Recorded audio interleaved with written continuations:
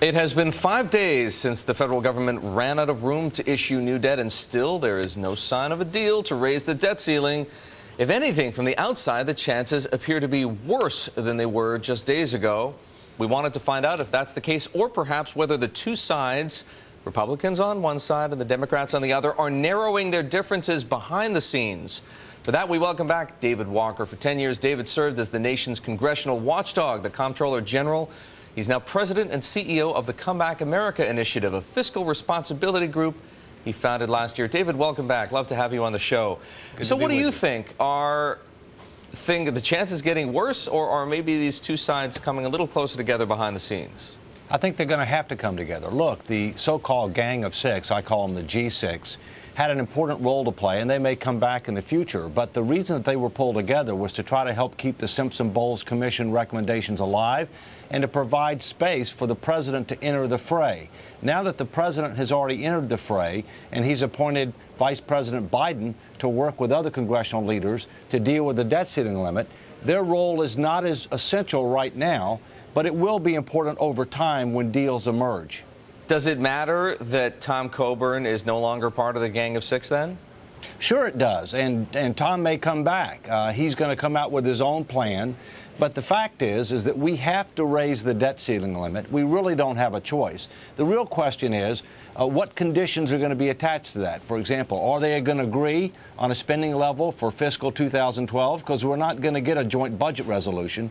And what's critical is that we bring back tough budgetary controls with automatic enforcement mechanisms that will bring debt to GDP down to reasonable and sustainable levels over a reasonable period of time. David, there does seem to be some room for compromise, particularly on the enforcement mechanism front, but the dividing issue between both parties still seems to be the question of taxes, raising revenue, expanding the tax base. However you do it, the tax burden would have to increase. I want to make reference to a quote from Tom Coburn's op-ed in the Washington Post where he said, "The public rightly prefers spending cuts over revenue increases, but numerous polls indicate that the vast majority of Americans would support the only type of plan that would ever make it out of Congress and be signed into law, one that favors spending cuts over revenue increases but includes both." Does it seem to you that that might be directed at the Republican Party leadership, Mitch McConnell and John Boehner, saying you guys have to acknowledge that taxes somehow need to be part of this solution? Absolutely. Look, I think there is a way forward here. You know, people obviously don't like their taxes to go up, but the government has grown too big, promised too much, and waited too long to restructure to deal with it solely on the spending side.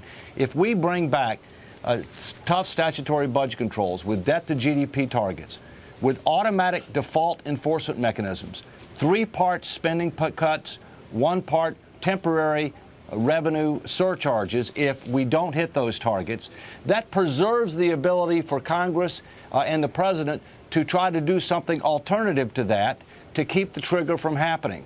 The fact is that we're going to have more revenues than historical levels, but we need to do it on a totally different tax system because the tax system we have now is an absolute abomination. David, I want to ask you about the August 2nd deadline that the Treasury Department has imposed for the debt ceiling. And I want to play for you an excerpt of an interview my colleague Peter Cook did yesterday with Republican Senator Pat Toomey. Have a listen. What we would have is a partial government shutdown. It would be disruptive. There'd probably be federal employees who'd be laid off. We'd have procurements that would be delayed. Those sorts of things would happen. It's not optimal. It is, as I say, disruptive, but it's not a catastrophe, and it's not a default on our debt. So, David, Pat Toomey is saying all of this talk about Armageddon on August the 2nd is hogwash, that you could have a disruptive situation, but hardly a catastrophe, and the government could continue servicing its debt, and a default is a long way off. Do you share that view? Senator Toomey has not been well briefed, and there is, frankly, a disconnect between what people are talking about in reality. We are spending $4 billion a day more than we're taking in revenues. In fact, for this fiscal year, we're expected to have $2.2 trillion in revenues, and we have $2.3 trillion in mandatory expenses. We could eliminate all discretionary spending, including national defense, homeland security, the judicial system, Congress, the executive office of the president, etc., and we still wouldn't have enough money. Look, these people need to get real.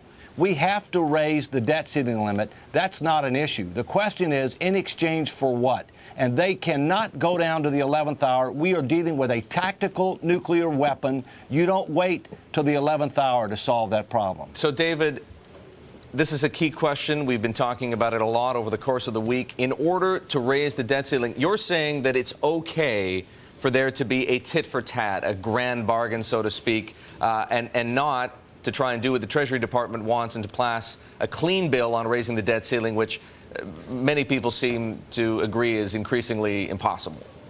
I think it's fully appropriate to have some type of a conditional increase in the debt ceiling limit that focuses on spending for 2012, but much more important than that, tough statutory budget controls with automatic enforcement mechanisms, and ideally some specific reforms that will be included to help demonstrate credibility and seriousness about putting our finances in order. David, great to have you back in the Inside Track. We look forward to our next conversation. David Walker, he's the president of the Come Back America Initiative, former Comptroller General of the United States.